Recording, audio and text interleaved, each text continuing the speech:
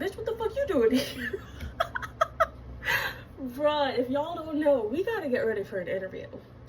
And this is about my 4th interview in the last month or month and a half from being unemployed. And I just don't give a fuck. Like, the last interview process that I went through, I should say, I applied end of April, had an interview in May, another interview in June, literally said they wanted me, all that crap, gave me benefit information, everything. And they went with a motherfucking other bitch. So I don't care. Cause like, I don't know about y'all, but I'm 25, almost 26 years old, okay? I'm not about to get on my hands and knees and beg an employer to see my worth. I'm putting my period, I'm not doing it. I'm not doing it. So I'm going into this interview, like, I truly don't care. I got plans afterwards. I'm gonna go see my niece. I got the Strawberry Festival. Like, I could give a rat's ass, okay? And if you're the interviewer watching this, I'm sorry, but I don't care. Like, you hire me, I'll do a good job, but I'm not gonna kiss your ass, okay? So anywho, with that said, we gotta get ready. My interview is at 2 p.m. I have to leave at like, I don't know, I want to get there a little bit early, so I'll probably leave at like 1:10 or something like that. So we need to hop in the shower. We need to figure out what the fuck we're gonna wear. And then we need to sit down, get my little notebook out and write a few questions and figure out what we're gonna ask them, because it always looks good, da da da. And then we need to get our ass in the car and skedaddle. So let's go. The star of the show has returned, moi. So I just got out of the shower, obviously, that's why I look like a fucking drowned rat. I'm gonna put in this leave-in conditioner by Shea Moisture. I don't know if I'm that keen on it, but it works. It gets the job done, and I'm gonna use it up until it's gone. So I'm gonna do that, put on my little hair wrap. I use the one from Kitsch, I think that's what it's called. Love this brand, obsessed. You can get it at TJ Maxx and Ulta and online. Highly recommend. Okay, now that's out of the way. And yeah, I just put my pajamas back on because I have like an hour and a half before I gotta skedaddle out of here, maybe even a little bit more. And I don't want to get dressed right now. So now I'm going in with my daily moisturizing lotion by CeraVe. Highly recommend this crap, works wonders. Now I'm gonna use y'all to moisturize my skin. Yes. Honestly, I'm so ready for this freaking interview to be done and over with. I am gonna go drive like an hour and a half so I can go grab my niece for the night for a sleepover. And then I'm gonna meet up with one of my friends and we are all gonna go to the Strawberry Festival.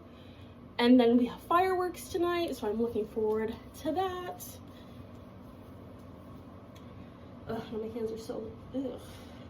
Then, since I'm in my pajamas, I always like to spray on some Bath & Body Works fragrance mist. I can't even speak today. I'm probably going to stutter 100 times in my interview. And it's just in champagne toast. Spray, spray, spritz, spritz. Do a couple of those. Then I got to brush my eyebrows. Let's do this. This is my makeup routine. It's just brushing my eyebrows, everybody. And putting on lip balm. Now I got to put on some deodorant. I just use this one. Excuse me? Excuse me? 1 second. Let's do this over again. Okay, baby, now this time it'll stick. Ugh, got it so tight, doesn't even want to go down. Jesus, can't even feel my effing ears, can't even hear anything. Now it feels like my freaking hair's being ripped out of my head. Put on some deodorant. Okay. Make sure I'm not flashing anyone. And that's about it. So that's literally what I'm gonna do now. Then we need to pick out our outfit and do some studying. Even though I don't even need to study. I've done so many interviews, I honestly wish I could just film a video of me going through the motions and just send it to every single person that wants to do an interview. Because what is the point of keep going in and BS and BS and being fake, you know what I mean? But anywho, I digress. So let's go pick out our outfit and do some studying.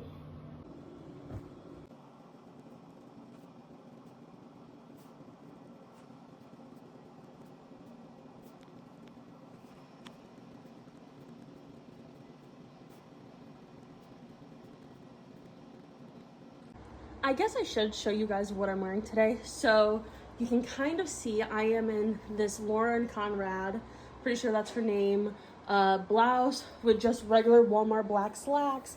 And then I have my Steve Madden flats with my Coach purse. I am obsessed with this fucking bag. Literally obsessed. It was the best money that my boyfriend ever spent on me, literally. Since I arrived 20 minutes early and have to sit in this damn parking lot waiting for my interview, I decided that I'm going to just review some information. Anywho, I'm literally just trying to waste time at this point. So I never mentioned the questions that I have that I'm going to ask during the interview. Every interview that I go to, I always ask, will I ever be on call? Personally, I don't want to be on call. I don't want to be on call for 60,000. I don't want to be on call for 50,000. I don't want to be on call point blank period. 2, I always ask, like, what does the day-to-day look like? Just so I can get a feel of what the routine tasks are. And then lastly, I always ask, what would you say is the most challenging aspect of this position? Because when they tell me that, I like to hit them back with, oh, you know, I have a lot of experience in that. And then I just go back and I look back at, because I take this every interview that I go to, I look back at the kind of questions they've asked me and just review. I already reviewed my resume and all that jazz, so I know what to talk about. This one is for a physician service supervisor at a primary care location in internal medicine. And I have a lot of experience with internal medicine. I worked as a float receptionist in a clinic for 3 years, and I floated to IM. I also spent 2 years in graduate medical education and internal medicine residency.